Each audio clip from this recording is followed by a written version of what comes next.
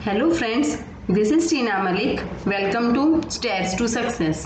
Friends, हमने expert series start की हुई है जो कि सीटेट एंड यूपीटेट वालों के लिए स्पेशली बनाई गई है। Expert series other teaching exams वाले भी देख सकते हैं इस सीरीज को, काफ़ी बेनिफिशियल है। एंड हमने एक इम्पॉर्टेंट टॉपिक स्टार्ट किया हुआ है, इंटेलिजेंस टॉपिक, बुद्धि, जो बहुत ही इम्पॉर्टेंट है सभी टीचिंग एग्जाम्स के लिए। एंड आपने अगर स्टार्टिंग देखा होगा ना, तो इंटेलिजेंस के बारे में काफ़ी कुछ डिस्कशन मैंने किया हुआ है। उसके बाद जो सेकंड क्लास थी उसमें मैंने इंटेलिजेंस टेस्ट्स के बारे में बताया था। और आज हम करेंगे मोस्ट इम्पॉर्टेंट टॉपिक है थ्योरीज ऑफ इंटेलिजेंस। बहुत ही ज़्यादा क्वेश्चंस पूछे जाते हैं इस टॉपिक से, फिर चाहे वो कोई भी टीचिंग एग्जाम हो, CTET, UPTET, REET, HTET, other कोई भी टीचिंग एग्जाम्स हो, सभी में इंटेलिजेंस से रिलेटेड क्वेश्चंस आते हैं, उसके थ्योरीज से रिलेटेड क्वेश्चंस आते हैं। ओके, तो आज हम करेंगे बुद्धि के सिद्धांत। ओके, आई होप कि आपको आज की सीरीज पसंद आएगी। चलो फिर स्टार्ट करते हैं।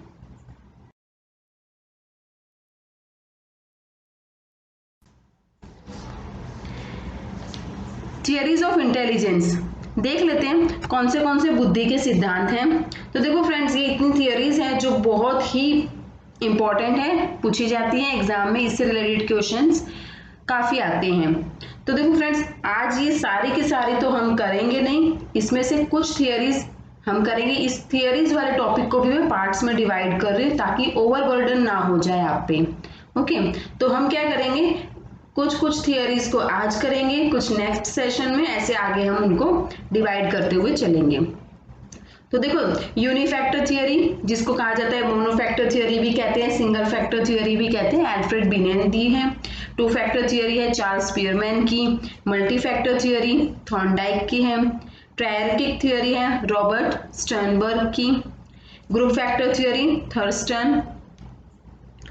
And multiple intelligence most important theory है, बहुत क्वेश्चंस आते हैं इससे रिलेटेड, हार्वर्ड गार्डनर की है। इसके लिए तो एक स्पेशल एक सेशन लेने वाली हूँ मैं, क्योंकि इसके इतने सारे फर्दर पॉइंट्स हैं ना कि इसको एक सेशन में ही कंप्लीट किया जाएगा। तो स्पेशल एक सेशन होगा हार्वर्ड गार्डनर की theory multiple intelligence. Crystal and fluid है कैटल की। एसओआई मॉडल ऑफ इंटेलिजेंस है जेपी गिलफोर्ड की। ओके, तो आज हम इसमें से कुछ थियरीज आज हम डिस्कस करेंगे। ओके, फिर सेशन स्टार्ट करते हैं। चलो फिर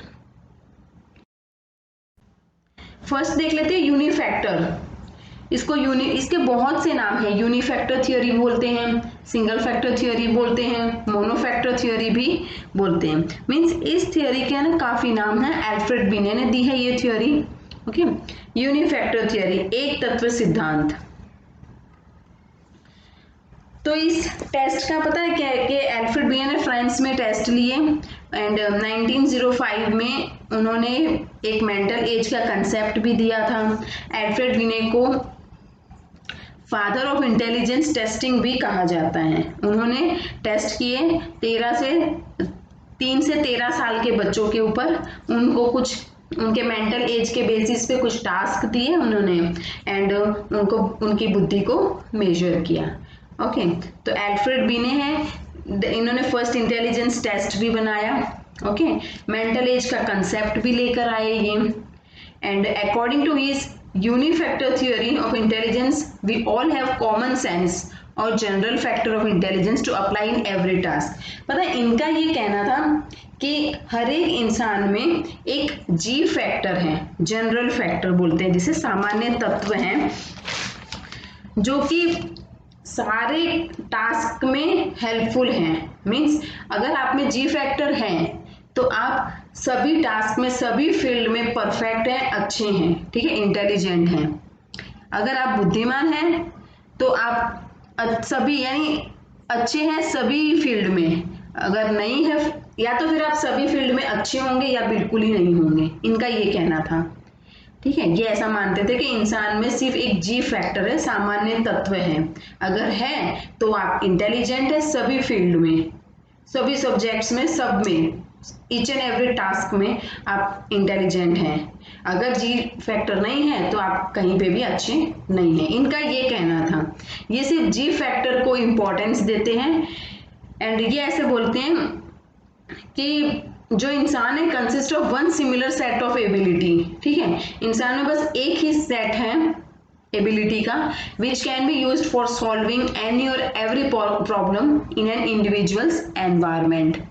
वो ऐसा कहते हैं कि आज जो प्रत्येक व्यक्तिगत इंसान का जो एनवायरमेंट है ना, उसमें जो भी सिचुएशन आ रहे हैं, जो भी प्रॉब्लम्स आ रहे हैं, उनको सॉल्व करना है तो आप में जी फैक्टर होना चाहिए, ऐसा इनका ये कहना है। अगर आप में जी फैक्टर है तो आप सभी एस्पेक्ट्स में महारत मतलब परफेक्ट हो, आप इंटेलिजेंट माने जाओगे। बीने was one of the first psychologist who worked on intelligence. ये बातें आप ध्यान रख सकते हो, एग्जाम में पूछी जाती है, ठीक है।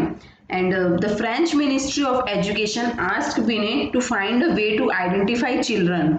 मतलब फ्रेंच मिनिस्ट्री ऑफ एजुकेशन ने क्या कहा, बीने को ऐसे बोला कि आप कुछ ऐसा रास्ता निकालो जिससे हम बच्चों को आइडेंटिफाई कर सकें, जैसे कि कौन बच्चा स्लो लर्नर है, कौन गिफ्टेड है, इन सबको हम आइडेंटिफाई कर सकें, ताकि उनको जो स्लो लर्नर है उनको रेमेडियल वर्क दे दिया जाए।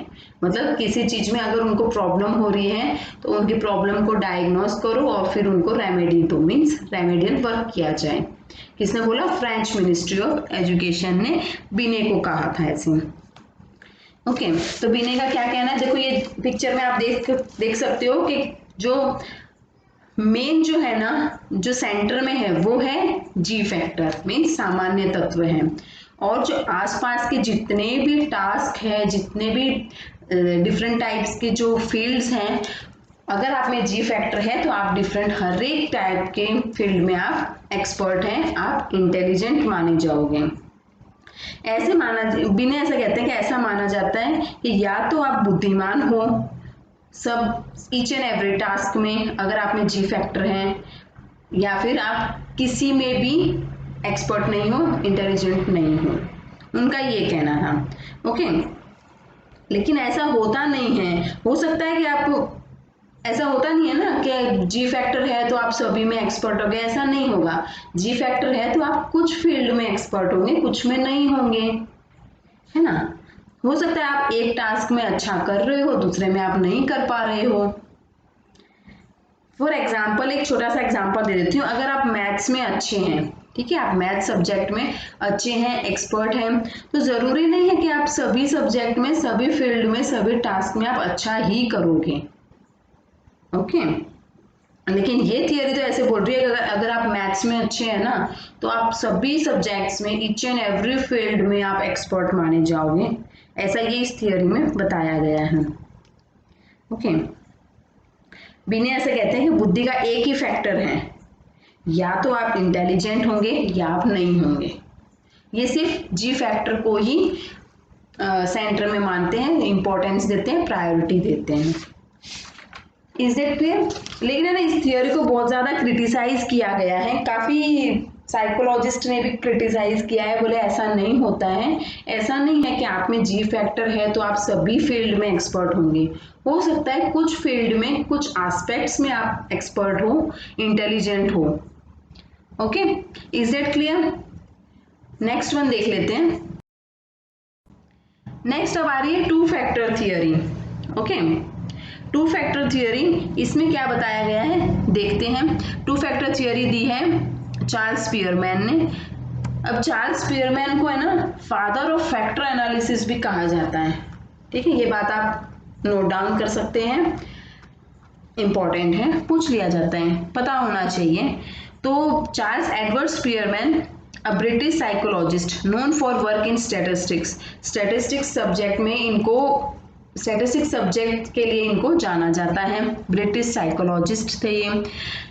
As a pioneer of factor analysis, जैसे कि मैंने अभी बताया कि इनको फादर ऑफ फैक्टर एनालिसिस भी कहा जाता है, ठीक है। And for स्पीयरमैन्स rank correlation coefficient, ये वर्क इन्होंने काफी कुछ एनालाइज किया था, और ये इन्फ्लुएंस्ड हुए हैं सर फ्रांसिस गैल्टन और वुंट के द्वारा, वुंट से, ठीक है, इन दोनों से ये काफी कुछ प्रभावित हुए थे, इन्फ्लुएंस्ड हुए थे।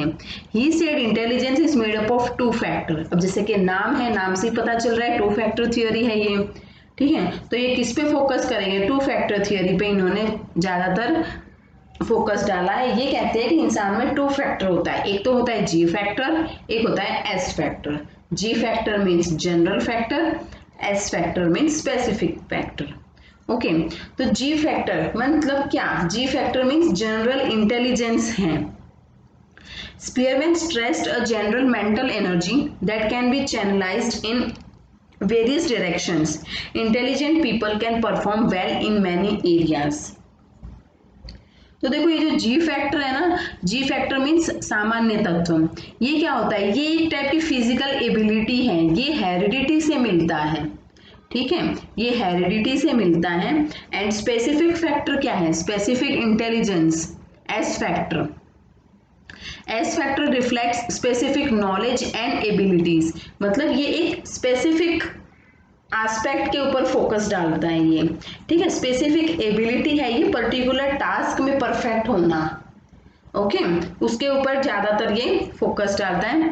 Reflect specific knowledge and abilities that are only used when performing specific tasks that have been learned। मतलब कोई एक स्पेसिफिक टास्क सीखा गया है आपने, उसमें आपने महारत हासिल कर रखी है, बहुत ज्यादा परफेक्ट हो, स्पेशल हो आप उसमें, स्पेसिफिक एबिलिटी वो कहलाएगी, स्पेसिफिक इंटेलिजेंस वो कहलाएगी। ओके, इसे और डिटेल में समझने की कोशिश करते हैं। नेक्स्ट देखते हैं। देखो बता दिया मैंने, टू फैक्टर थियरी है, जी फैक्टर जिसको कहते हैं जनरल इंटेलिजेंस, ठीक है, एंड सेकंड होता है एस फैक्टर, स्पेसिफिक इंटेलिजेंस है, स्पेसिफिक मेंटल एबिलिटीज है, उसमें वर्बल मैथ स्किल्स काफी कुछ आ जाता है। एंड जनरल इंटेलिजेंस में प्रॉब्लम सॉल्विंग ये सब कुछ इंक्लूडेड है।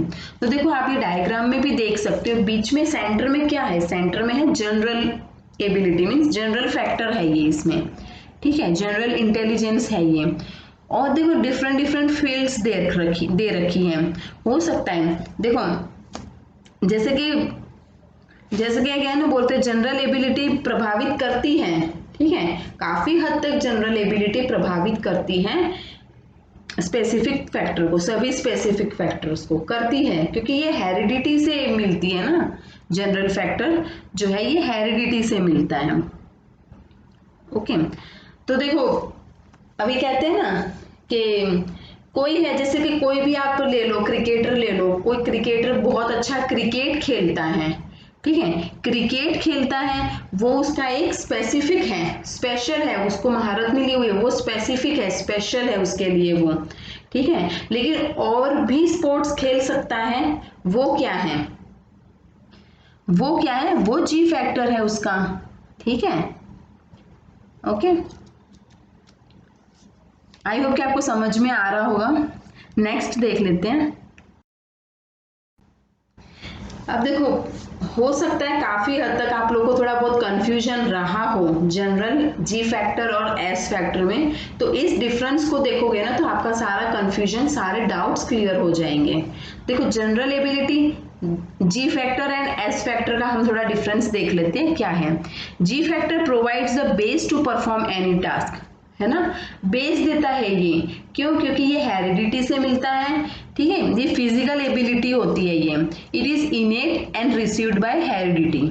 ओके, तो एस फैक्टर क्या होता है, to perform a task effectively, बहुत ही अच्छे तरीके से, ठीक है, बहुत ही इफेक्टिवली कोई टास्क परफॉर्म करना, one need some specific abilities, this specific abilities called S factor. Okay, किसी कोई पर्टिकुलर टास्क में स्पेशल होना, ठीक है, परफेक्शन हासिल हुई है, बहुत ही स्पेशल हो, स्पेसिफिक एबिलिटी है वो। ओके, तो जनरल एबिलिटी में जी फैक्टर में क्या कहते हैं, training and education do not influence this, इसमें ट्रेनिंग और एजुकेशन का कोई प्रभाव नहीं पड़ता जी में, जी फैक्टर में। ठीक है, लेकिन एस फैक्टर क्या है, S factor is changeable in nature, वो नेचर के हिसाब से चेंज किया जा सकता है, ट्रेनिंग देकर उसको परफेक्शन दी जा सकती है, परफेक्ट बनाया जा सकता है। ठीक है, and is influenced by training and education. Okay, G factor में क्या है, more important than S factor, G factor बहुत ही ज्यादा इंपॉर्टेंट है, क्यों, क्योंकि ये हेरिडिटी से मिलता है। ठीक है, तो S factor is applicable in some specific field, S factor है वो कुछ स्पेसिफिक फील्ड में ही अप्लाई किया जाता है। If G factor is less in person, S factor will not be develop to its best. अगर जी फैक्टर कम है ना इंसान में, तो एस फैक्टर बहुत ही कम असर, मतलब इफेक्ट बहुत कम डलता है एस फैक्टर का। तो एस फैक्टर में क्या बोल रहे हैं, we need some type of S factor to do one task and another type of different skill sets may vary in the same person. मतलब क्या कह रहे हैं कि ये ऐसे बोल रहे हैं कि कोई एक टाइप का बोलते हैं ना, one type of S factor do one task, एक ही टास्क कर पाएंगे, एक ही टास्क में वो परफेक्ट हो पाएंगे। Spearman said that every task needed both a common G factor and S factor. Spearman का ये कहना है कि हर एक टास्क में, कोई भी काम हो, कोई भी एक्टिविटी हो, कुछ भी हो, उसमें दोनों चाहिए, एस फैक्टर भी एंड जी फैक्टर भी। ओके, स्पेसिफिक एबिलिटी में क्या बोलते हैं, पर्सन में have high S factor for music and low S factor for mathematics. Means हो सकता है कोई इंसान म्यूजिक में बहुत ही ज्यादा परफेक्ट हो, ठीक है, उसका स्पेसिफिक वो परफेक्शन उसको मिली हुई है, स्पेसिफिक एबिलिटी है उसकी, स्पेशल एबिलिटी है म्यूजिक में, बट वही इंसान हो सकता है कि मैथमेटिक्स सब्जेक्ट में वीक हो सकता है ना।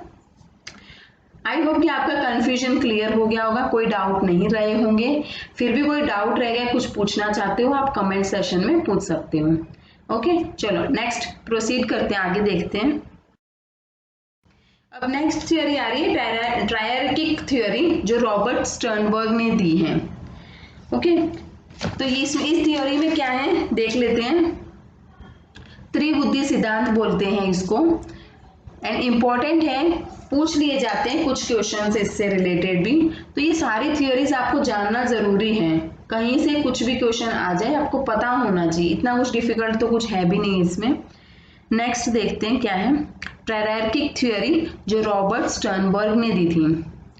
ओके, तो देखो इन्होंने क्या बताया है कि ट्रायर्किक है मीन्स 3 एस्पेक्ट्स होंगे ना इसके, त्रिबुद्धि सिद्धांत है, तो वो 3 एस्पेक्ट्स क्या है वो आपको याद रखना। देखो पिक्चर में भी आप इजीली देख सकते हो कि जो ट्रायंगल फॉर्म में दिया हुआ है, इन्हें देखो एनालिटिकल है, फर्स्ट वन एनालिटिकल इंटेलिजेंस, उसका सेकंड नेम है कंपोनेंशियल भी है, ठीक है। ये कई बार ना पूछ लिया जाता है आपको, एनालिटिकल को कंपोनेंशियल भी कहा जाता है, क्रिएटिव को एक्सपीरियंशियल कहा जाता है, प्रैक्टिकल को कॉन्टेक्चुअल भी कहा जाता है।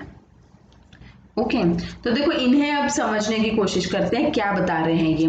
दोनों पिक्चर सेम है, कुछ कंफ्यूजन होना नहीं चाहिए, ठीक है। तो देखो कंपोनेंशियल में क्या है, एनालिटिकल मीन्स एनालाइज करना, नाम से ही पता चल रहा है ना, विश्लेषणात्मक है ये। इस कंपोनेंट में क्या होता है, प्रॉब्लम सॉल्विंग एबिलिटीज यूज होती है ज्यादातर, ठीक है, एब्स्ट्रैक्ट थिंकिंग आती है, ठीक है। एंड जो भी जैसे कुछ भी डिफिकल्ट पार्ट्स होता है जिसको समझने में दिक्कत हो रही है, तो उनको टुकड़ों में बांट दिया जाता है, एनालाइज किया जाता है, क्लासीफाई मतलब कैटेगराइज किया जाता है डिफरेंट पार्ट्स में, ताकि इजीली सॉल्व हो सके कोई भी प्रॉब्लम हो, ठीक है। पार्ट्स में समझ पाना प्रॉब्लम्स को, ये सारा कुछ इसमें एनालिटिकल में आ जाता है। नेक्स्ट वन इज क्रिएटिव, नाम से पता चल रहा है कुछ नया क्रिएट करना। ओके, एक्सपीरियंशियल भी कहा जाता है इसको, तो सृजनात्मक है ये। इसमें क्या होता है कि इसमें कहा गया कि कुछ नया क्रिएट करना, न्यू आइडियाज फॉर्मुलेट करना, ठीक है, जो अनरिलेटेड फैक्ट्स है उसमें से कुछ नया निकाल कर लाना, कुछ नया इनोवेटिव लेकर आना, ठीक है। Ability to deals with new situation, नई सिचुएशन से डील करना, पास्ट एक्सपीरियंसेस को साथ में कनेक्ट करते हुए और करंट स्किल्स को साथ में जोड़ते हुए कुछ नया क्रिएट करना। ओके, आई होप कि आप समझ पा रहे होंगे। And last one is practical contextual में क्या होता है, ये प्रायोगिक है मीन्स संदर्भ में। ओके, तो इसमें क्या होता है कि इसमें कुछ बोलते हैं ना एनवायरमेंट के अकॉर्डिंग कुछ नया एडेप्ट करना, ठीक है। एनवायरमेंट के अकॉर्डिंग कुछ नए चेंजेस लाना, कुछ नया एडेप्ट करना। Okay. Shape the environment to maximize one's strength and compensate one's weaknesses. Okay. जिस तरह का एनवायरमेंट है उस एनवायरमेंट के अकॉर्डिंग चेंज में लाना एंड कुछ नया एडेप्ट करना। ओके। चलो आगे प्रोसीड करते हैं। Now next one is multi factor theory. Multi factor theory किसने दी है? एडवर्ड ली थॉर्नडाइक ने। ओके। बहुबुद्धि सिद्धांत, इससे रिलेटेड भी क्वेश्चंस पूछे जाते हैं, तो इसमें देख लेते हैं क्या है। इसमें देखो 3 एस्पेक्ट्स बताए गए हैं। 3 एस्पेक्ट्स बताए गए हैं। सोशल इंटेलिजेंस है, एब्स्ट्रैक्ट इंटेलिजेंस है एंड मैकेनिकल इंटेलिजेंस है। मैकेनिकल इंटेलिजेंस को कॉन्क्रीट इंटेलिजेंस भी कहा जाता है। ओके। तो अगर क्वेश्चन में पूछ लिया जाए एंड मैकेनिकल की जगह पे कॉन्क्रीट लिखा हो तो कंफ्यूज नहीं होना है, it's one and the same. Okay. तो देख लेते हैं पहले। मैकेनिकल इंटेलिजेंस मीन्स कॉन्क्रीट होता है। पहले सोशल समझ लेते हैं। सोशल इंटेलिजेंस जिसे कहा जाता है सामाजिक, ठीक है। ये सोशल एबिलिटी से कनेक्टेड है, समाज में रहन सहन, न्यू आइडियाज, फॉर्मूलाज, बिलीव्स, जो कुछ भी है इनके नॉर्म्स वगैरह, ये सब कुछ सोसाइटी में रहना है तो सोसाइटी के अकॉर्डिंग चलना, ठीक है, ये सब कुछ आ जाता है। एब्स्ट्रैक्ट थिंकिंग मीन्स अमूर्त चीजें। अमूर्त चीजें क्या हो सकती है? आइडियाज, थॉट्स, प्लानिंग्स, ये सब कुछ अमूर्त हैं। And mechanical intelligence means concrete, जो मूर्त हैं, जिन्हें आप सिर्फ टच कर सकते हैं। ओके। जो फिजिकली दिख रहा है वो सब कुछ। इसे और डिटेल में समझ लेते हैं, ठीक है। According to Thorndike, intelligence is a group of man power. Thorndike का ये कहना है कि जो बुद्धि है ये क्या है? Is a group of man power. Okay. Therefore he divided intelligence into 3 forms. 3 forms में इन्होंने इंटेलिजेंस को डिवाइड किया है। Abstract intelligence, social intelligence and mechanical intelligence. Each and every को समझ लेते हैं क्या है। Abstract intelligence is the ability to respond to words, numbers, letters, ठीक है। And all tests of intelligence which require manipulation of symbols are test of abstract intelligence. Abstract intelligence is the ability to adapt ourselves to bookish knowledge.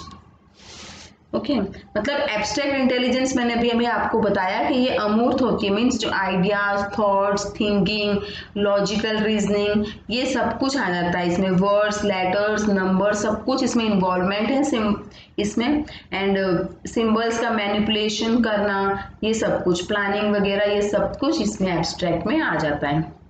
Next one, next है social. Social मैंने जैसे कि आपको बताया, social intelligence is the ability to adopt our self according to society with the people.